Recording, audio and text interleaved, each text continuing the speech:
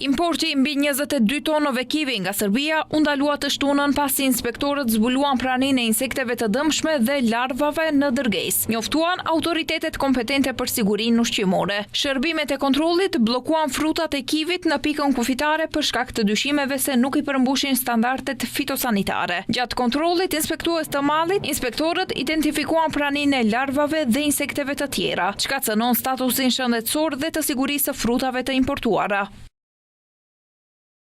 Bëhet fjalë për 22.340 kg kivi import nga Serbia, për të cilin, pas kontrollit organoleptik nga ana e inspektorit të ushqimit, është konstatuar se nuk është i sigurt për import dhe për përpunim të mëtejshëm.